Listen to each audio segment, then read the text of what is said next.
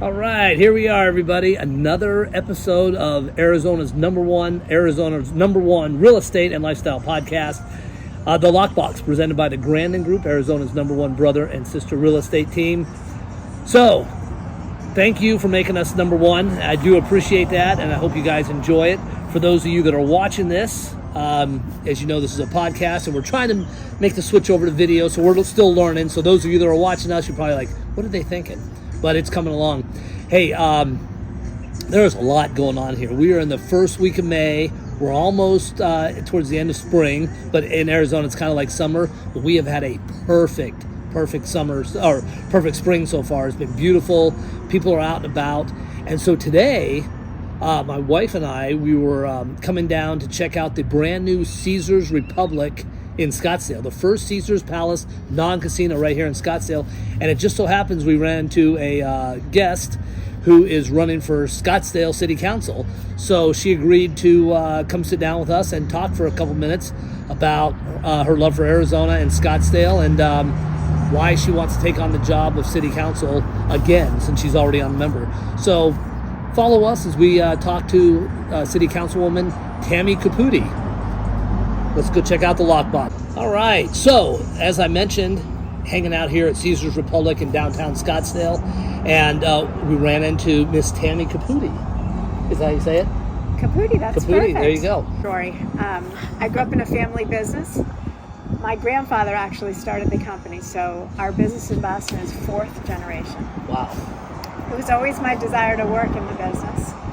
And I think I just mentioned to you, I got to a point, my dad took me aside and said, Tammy, the business is going to be for the boys.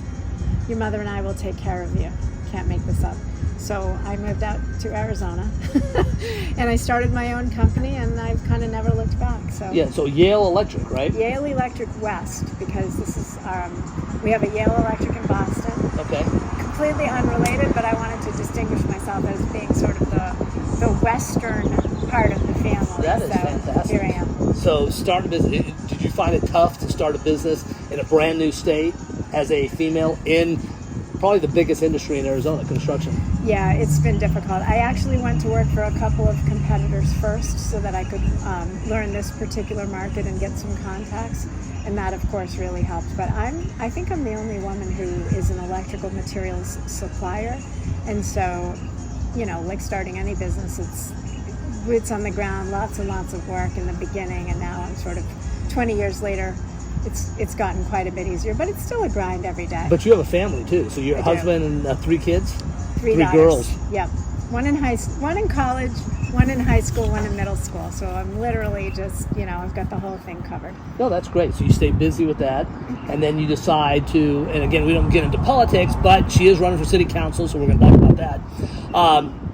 You're sitting there thinking you're working on some electrical stuff, and you're like, I'm going to run for city council. What are you thinking? Well, first of all, I also want to say the great thing so in my job, because I'm the owner of my company, so I wear every possible hat. Every day is different. Some days I'm negotiating a project. Some days I'm procuring material. Some days I'm out in the field. It's always a different day. The council is the exact same thing. It's like having a little, it's like getting a little mini master's in public policy every day. Some days I have to be a water expert. The next day I'm learning about traffic. The next day I'm learning about development. The next day it might be, trash. It's always different. And the kids too, right? I have college problems, high school problems, middle school problems.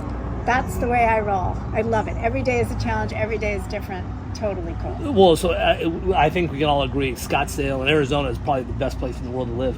Why did you pick Scottsdale out of all the other really great cities we have out here? Scottsdale is an aspirational city. People pay a premium to live here. We have the absolute best of everything. I call it our winning formula. The highest possible amenities. 40% of our city is open space. We have the strongest property values and the lowest property taxes. That is a beautiful formula. And in order to have the best of everything for the lowest amount of money, we have to have a vibrant economy, and that's what we do that really well in the city of Scottsdale. We have an amazing, vibrant economy here, 18,000 businesses. We are the second largest location for corporate headquarters only next to the city of Phoenix. And yet, we're not Phoenix. We are Scottsdale. Everyone wants to live here. Right. So, and I grew up in Scottsdale on a big horse ranch. So what do you think, besides what you just said, the main appeal is to Scottsdale? I mean, you can golf, you can ride horses, bike. Every day is a vacation in the city of Scottsdale. I always say that. I've lived here for almost 25 years now. I still feel like every single day is a vacation, right? Where else can you wake up in the morning on a Saturday? I live in North Scottsdale. I can literally be paddleboarding on Bartlett Lake at sunrise, move down Pima and ride my mountain bike at Pima and Dynamite. Right. And then in the evening be down here in Old Town having dinner and great shopping and sophisticated hotels and nightlife. It's literally everything in one city. And with perfect weather. And in case you're wondering, we are in front of a brand spanking new hotel. This is Caesar's Palace, first non-casino, Caesar's Republic right? Without a casino. So just fine dining and exceptional views and beautiful rooms and great energy. And it works perfectly in this area. No, I think that's great. So one of the big things too, everybody, you have to work to get into Scottsdale. So I've had this conversation with various peoples, and the housing market out here is awesome. And I don't think everybody should live in Scottsdale, because I think you should have to earn it. Personally, I mean, that's just kind of my opinion. And we're in real estate, so we want to sell you homes and all that stuff. But what's your thoughts on short-term rentals? They've kind of got a bad rap lately because people rent their house out and they just throw these major parties, and it actually interferes with the neighborhoods. It does. I thought you were going to go into an affordable housing conversation, which I'm happy to have too. But in terms of short-term rentals, if it were up to the city council, we would make short-term rentals illegal. Right. The bad apples have literally ruined it for everyone else. And neighborhoods should never have been commercial hotels. No, I agree. And plus, we have some of the best hotels in the world here. We do. And I think I mentioned to you, Scottsdale has been very careful about keeping economic activity in our growth areas, of which we have 3. Right. And we do that on purpose so that we can keep the residential neighborhoods quiet and residential and calm and enjoyable. And that's how you keep property values very high. No, absolutely. And our beautiful winning formula. Short-term rentals just don't seem to work well in the city of Scottsdale. Right. We're desperately trying to get control of that, and we have passed some new ordinances and regulations. We have the ability we're forcing people to license, we're collecting fines for folks who are, blowing the rules, and we're continually trying to push that needle. Whatever the state will allow us to do, we're trying to get a handle. No, I'm with you, and as a realtor, it devalues neighborhoods. It's not good. It's not good. It's not people good. Aren't happy. Right. I mean, our job on council is we all live here as well, right? Every one of us is also a resident. We want the city to be amazing, and we want everyone to be healthy. No, well, and with that said, and when we talk about short-term rentals, we're not talking about the second homeowners, because we love those people, the snowbirds, because we have 2 seasons here, spring and summer, right? Yep. So we love them coming here. But affordable housing, what is your thought on affordable housing? It's tricky. I always try to explain this to people. So yes, we are an aspirational city. It costs more to live here. So it's always going to be relative. We've got to have a diversity of housing because we have 247,000 people, and not everyone wants to live on an acre of land in Farmhouse, Scottsdale, right? So you've got to have a diversity of housing. The price of land in the city of Scottsdale is astronomical. So you're starting, projects have to pencil out. $1 million an acre, and then we want the best possible architecture. We want things to be low, and we don't want them to be dense, and we want you to build green, and we need you to recycle your water, and it starts going up and up and up, and then it's got to pencil out, right? So It's just literally math. It's very, very difficult to build housing at those lower rents or price points here in our city, again, with all of those requirements. And I certainly would never suggest that we lose our requirements, but again, we can't just have single-family homes on acre plots. It just simply doesn't work. It doesn't make sense and stuff. I think when a lot of people, and this is kind of what we hear when they talk about affordable housing, they're thinking you're bringing in people that are not motivated to work. They just want to hang around, sit around all day. And I don't think that's really what affordable means. It doesn't. 80% of our workforce right now is driving in and out of the city to work in the city of Scottsdale. Right. The problem with that is we complain a lot about traffic. again, 80% of our it's about 150,000 cars every day in and out of the city on our city streets. That is a lot of our traffic problem. So if you can offer a diversity of housing, again, 18,000 businesses, those people, some of them want to live in Scottsdale, right? You're decreasing commute times. You're offering more live, work, play, so that you've got vibrant areas. Right. Again, you're not building that type of thing in a residential neighborhood. You're trying to aggregate it in places where we have employment, where it makes sense. So, well, this is one thing you'll probably know, and I don't know, it seems, being a native out here, it seems this year people are staying longer, which is also, making your job a little more difficult because the transportation system is just getting more and more crowded. Yes, that's a whole Sorry, I other put you on the hook topic. there. No, I was going to finish my topic though about housing in the South. Oh, I have a friend who was talking about. He's got a couple of kids who grew up in Scottsdale, and now they're both getting married. They've gone away to college, coming back. They can't afford a place in Scottsdale, and so they're both looking in the West Valley, right? Like Chandler, Gilbert. And he said to me, the problem with that is his daughters will end up finding a home there. They're going to get married. They're going to settle down. Their kids are going to get in a school district, and then we lose them. Right. So we literally closed the door to that next generation. And again, in order to have a vibrant, healthy city, we need people of all ages. We need people who work and people who don't. We need snowbirds. We need residents who live here all year long. We need to have a diversity. Unless we offer different price points for housing, we're sort of going to end up in this Sun City model where I can see that. Right? Absolutely, where absolutely. It shifts the demographic, Right. and that doesn't make for a good and vibrant city. And that's part of the affordability challenge. No, and actually you can see that in some of the communities, even close by. The parents maybe leave the house with the kids, and the kids just keep living in their houses, getting run down, and they're not really contributing like they should. Right. It's So- always, we always have to. There's so many items to always be looking at. That's the thing. There's no easy fix. Anyone can name a problem.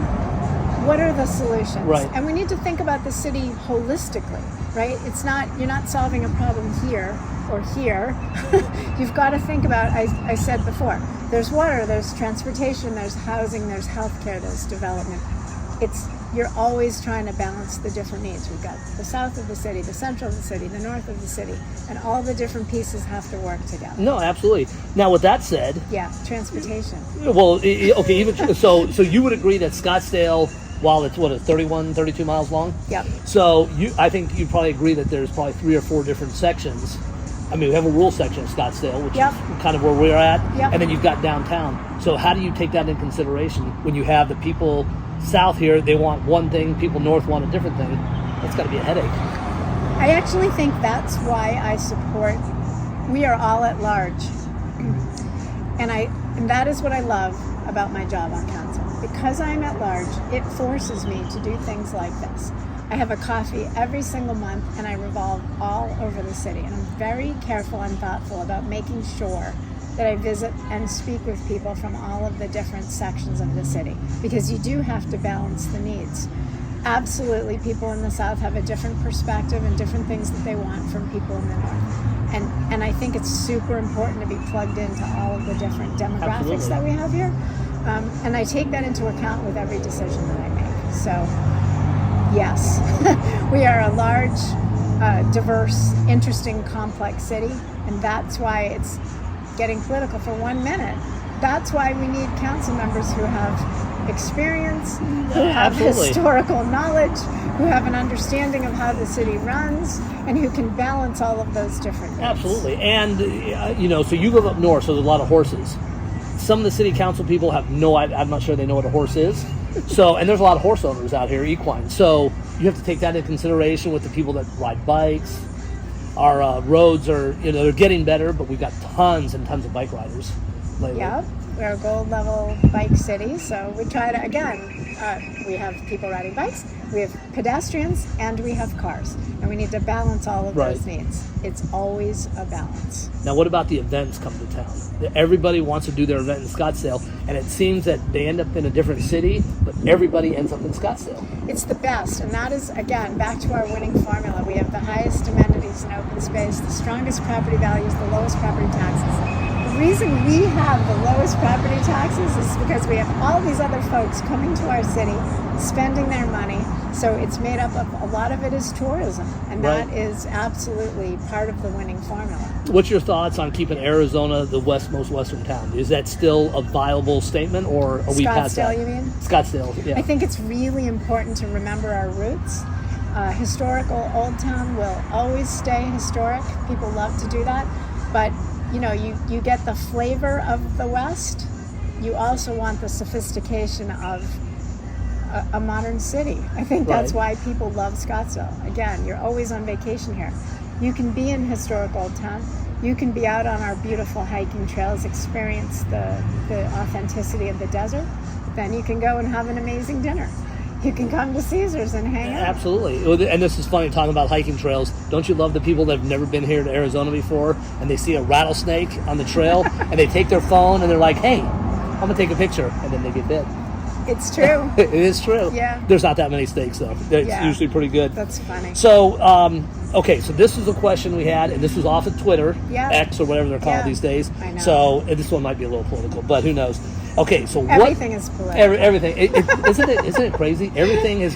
You can't order a pizza without being, It is crazy, making somebody actually. mad. And the one thing I love about City Council is that it is legitimately attempting to try to be one of the last nonpartisan places, right? Right. We have to make our decisions, as I keep saying, based on not just, I said to you before, people like to talk about the residents. There is no monolithic group of residents. Right. We have so many different types of residents, and we need to represent them all. And it doesn't fall on typical partisan lines.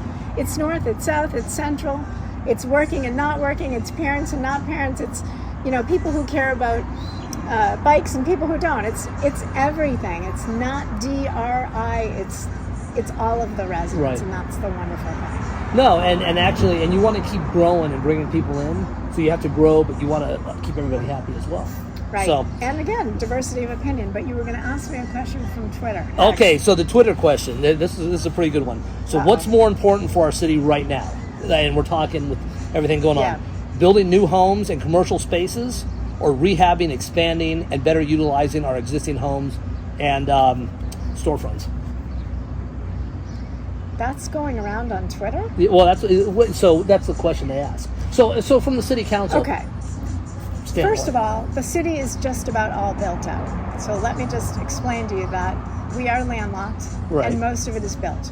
We are no longer being able to build a planned community like McCormick Ranch or Scottsdale No, Ranch. exactly. Those days are over. So people who are like, oh, we need to be building more single-family homes, there is no more available land. We're not going to see that anymore. I think they're talking more about the high rises, quite honestly. So it's getting rid of some areas, changing zoning, and going up and down. In other words, taking a commercial building and making a little bit of residential. Exactly. Okay, so the market has changed, and this isn't necessarily the city. This is capitalism, right? Right, And you're in real absolutely. estate. Yep. So when you get a shopping center that is completely dead, which we are now seeing, Right.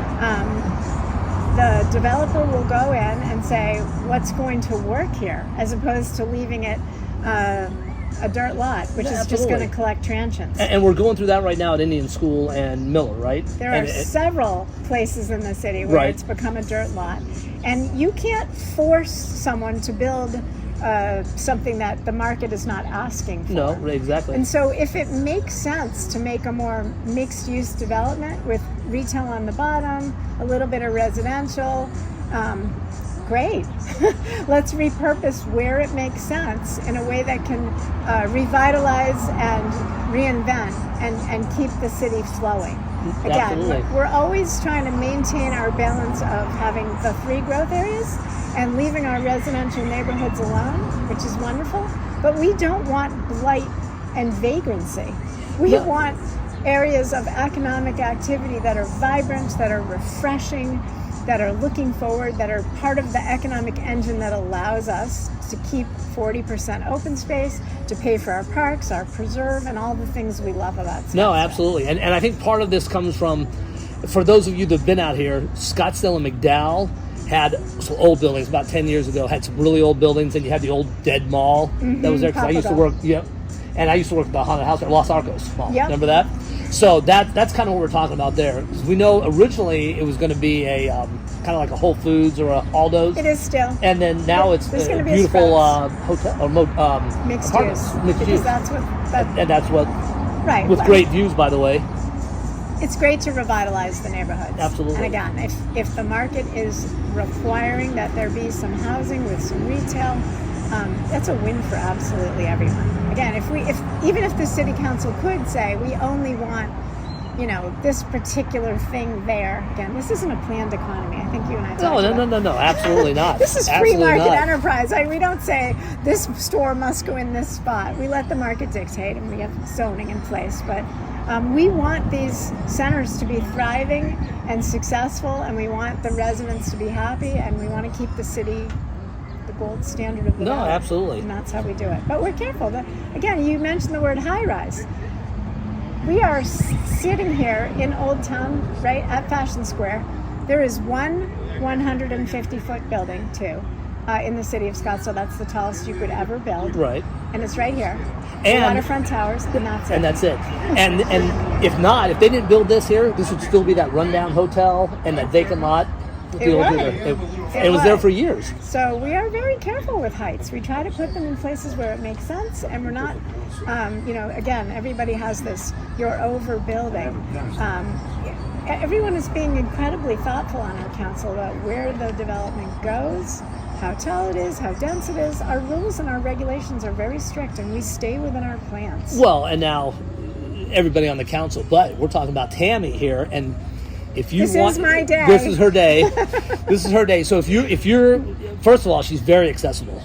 I mean, wouldn't you say? I mean, try not to bug her at the gym when she's in the middle of a set. Do not bother me in the middle of a set. That's a great point. But Any other time. Now, so it's not free to run for council, and so any help is always appreciated, right? I'm always Volunteers, money, whatever. all of those things. How can people reach out to you? I can be found on every single channel at Tammy Caputi. So you can And- call me, you can write to me, you can visit my website. I've got 3 different emails: work, play, and city. And I would suggest for those of you coming out to Scottsdale, reach out to Tammy, reach out to the other people running for council. She's already on the council, so she's running for re-election. Reach out to her because she claims she is not always right. We were just here listening to people, and she's actually taking notes and taking ideas. It's true.